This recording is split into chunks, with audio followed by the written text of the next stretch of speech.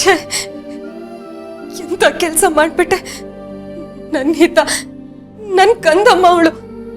ನನ್ನ ಪ್ರಾಣಕ್ಕಿಂತ ಹೆಚ್ಚಾಗಿ ಪ್ರೀತಿಸ್ತಿರೋ ನನ್ನ ಮಗಳನ್ನ ನಾನೇ ನೋವು ಮಾಡ್ಬಿಟ್ಟೆ.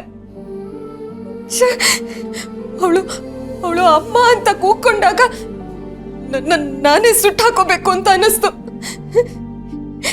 ಏನ್ ಮಾಡ್ತಿದ್ದೀನಿ ನಾನು, ಏನ್ ಮಾಡ್ತಿದ್ದೀನಿ?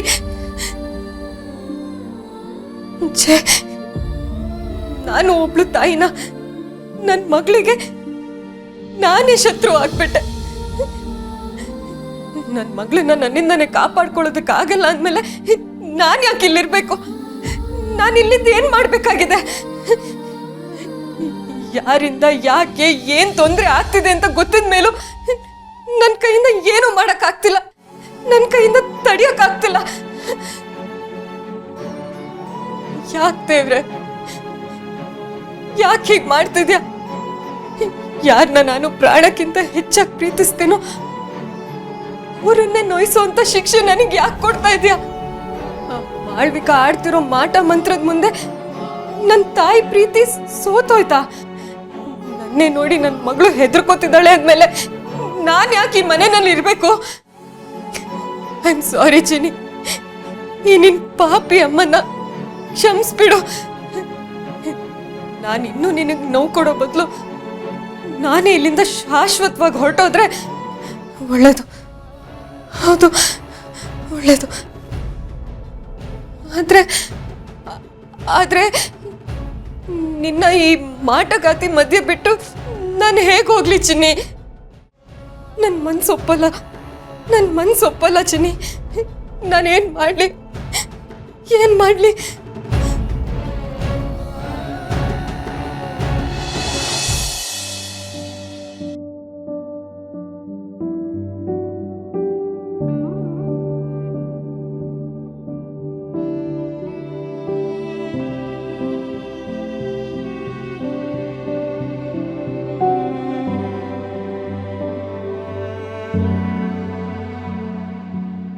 ದುರ್ಗಾ, ಯಾಕಿನ್ನು ಅಳ್ತಾ ಇದೆಯಾ?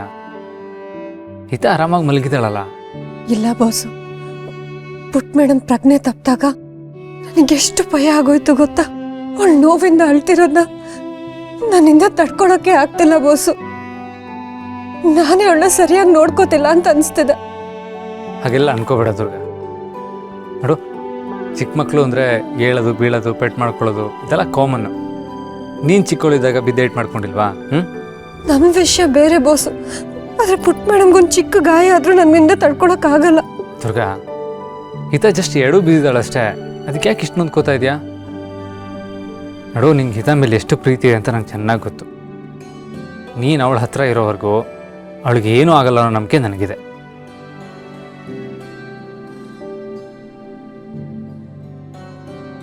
ಆದರೂ ಬಾಸು, ಇವತ್ತು ಮೊದಲನೇ ಸಲ ನಂಗೆ ಅಷ್ಟೊಂದು ಭಯ ಆಗಿತ್ತು.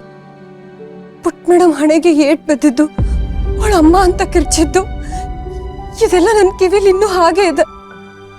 ಅವಳನ್ನ ನನ್ನಿಂದ ಸರಿಯಾಗಿ ನೋಡ್ಕೊಳಕ್ ಆಗುತ್ತೋ ಇಲ್ವೋ ಅನ್ನೋ ಭಯ ಕಾಡ್ತಿದೆ ಬೋಸು.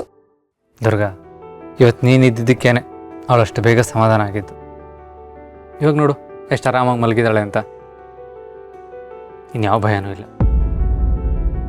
ಮೊದಲು ನಾನು ಅಂಬಿಕಾ ಅವ್ರು ಎಲ್ಲಿದ್ದಾರೆ ಅಂತ ಹುಡುಕ್ಬೇಕು, ಅವ್ರ ಜೊತೆ ಮಾತಾಡಬೇಕು. ಇನ್ಯಾವತ್ತೂ ಈ ರೀತಿ ಆಗೋದಕ್ಕೆ ಬಿಡಲ್ಲ. ದುರ್ಗಾ, ಮತ್ತೇನು ಯೋಚನೆ ಮಾಡ್ತಾ ಇದೀಯಾ? ಬಾಸು, ಅದು ಪುಟ್ ಮೇಡಮ್ ಎದ್ದ ಮೇಲೆ ಹೊಟ್ಟೆ ಹಸ್ವು ಅಂತಾಳೆ. ಅವಳಿಗೇನಾದ್ರೂ ತಿಂಡಿ ಮಾಡ್ಕೊ ಬರ್ತೀನಿ. ಅಲ್ಲಿವರೆಗೂ ನೀವು ಅವಳ ಜೊತೆಲೇ ಇರಿ. ಸರಿ, ಒಂದು ನಿಮಿಷ.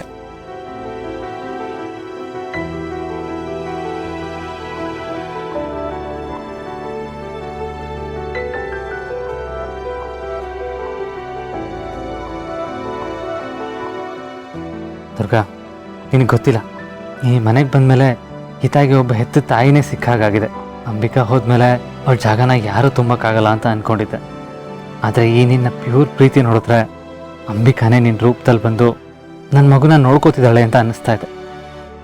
ಹಿತನ ನೋಡ್ಕೊಳ್ಳೋದ್ರಲ್ಲಿ ನೀನು ಅಂಬಿಕಾಗೆ ಸರಿ ಸಮಾನವಾಗಿ ನಿಲ್ತೀಯ ದುರ್ಗಾ.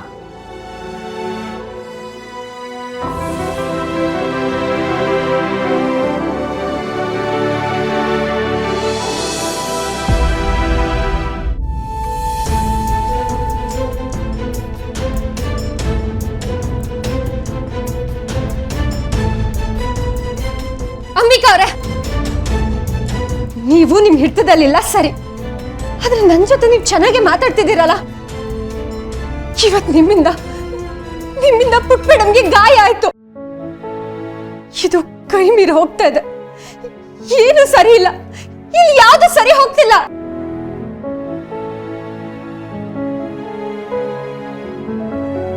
ಛೇ, ಇವ್ರು ಮಾಡಿದ ಕೆಲ್ಸಕ್ಕೆ ಇವ್ರಿಗೆ ಪಶ್ಚಾತ್ತಾಪ ಆಗ್ತಿದೆ.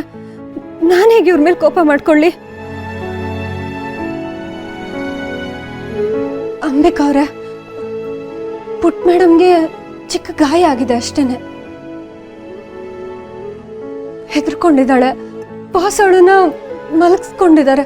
ಅವಳು ನಿದ್ದೆ ಮಾಡ್ತಿದ್ದಾಳೆ. ದುರ್ಗಾ, ನಾನು ಹೇಗೋ ಸತ್ತೋಗಿದ್ದೆ, ಮಣ್ಣಾಗಿದ್ದೆ. ನಾನು ವಾಪಸ್ ಬಂದಿದ್ದೆ ಈ ದುಷ್ಟರಿಂದ ನನ್ನ ಮಗಳನ್ನ ಕಾಪಾಡ್ಕೊಳ್ಳೋದಕ್ಕೆ, ಅವಳ ಜೀವ ಉಳಿಸೋದಕ್ಕೆ. ಆದ್ರೆ ಈಗೇನಾಗ್ತಿದೆ?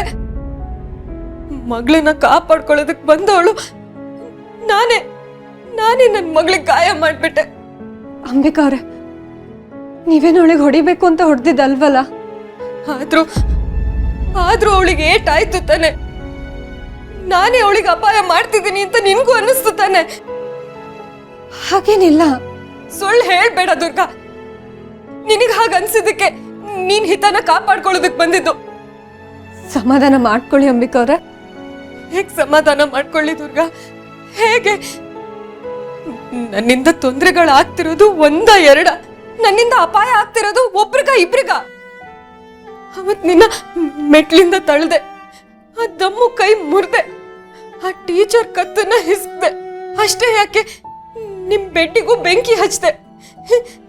ಇವತ್ ನೋಡಿದ್ರೆ ನೇರವಾಗಿ ನನ್ ಹಿತ ಪುಟಾಗಿ ನೋವು ಮಾಡಿದೆ. ನನ್ಗೀಗ ನನ್ ಮೇಲೆ ಭರವಸೆ ಹೊರಟೋಗಿದೆ. ನಾನಾಗಿಲ್ಲ. ಅಂಬಿಕಾ ಅವ್ರೆ, ನನಗ್ ಗೊತ್ತು ಏನೇ ಆಗಿರ್ಲಿ ಅದು ನೀವಲ್ಲ ಅಂತ. ನೀವು ನಿಮ್ ಹಿಡಿತದಲ್ಲಿಲ್ಲ ಅಂತ ನೀವ್ ಹೇಳಿದಿರ ಅಲ್ವಾ? ಇದೆಲ್ಲ ಯಾಕಾಗ್ತಿದೆ? ಇದಕ್ಕೆಲ್ಲ ಪರಿಹಾರ ಏನು ಅಂತ ಹುಡ್ಕೋಕು ಮೊದ್ಲೆ, ಅದಕ್ಕೂ ಮೊದ್ಲು ನಾನ್ ಯಾರ್ದೋ ಜೀವ ತೆಗ್ಬಿಡ್ತೀನಿ ಅಂತ ಅನಿಸ್ತಿದೆ ದುರ್ಗಾ. ಅಂಬಿಕಾ ಅವ್ರೆ, ಹೌದು ದುರ್ಗಾ, ನನ್ನ ಕಂಟ್ರೋಲ್ ಮಾಡ್ತಿದ್ದಾರೆ, ನನ್ನ ಕೈಗೊಂಬೆಯಾಗಿ ಆಡಿಸ್ತಿದ್ದಾರೆ. ನಾನು ಅವ್ರನ್ನ ಸೋಲ್ಸೋದಕ್ಕೆ ಎಷ್ಟೇ ಪ್ರಯತ್ನ ಪಟ್ರು ಪ್ರತಿ ಸಲ ನಾನೇ ಸೋಲ್ತಿದ್ದೀನಿ.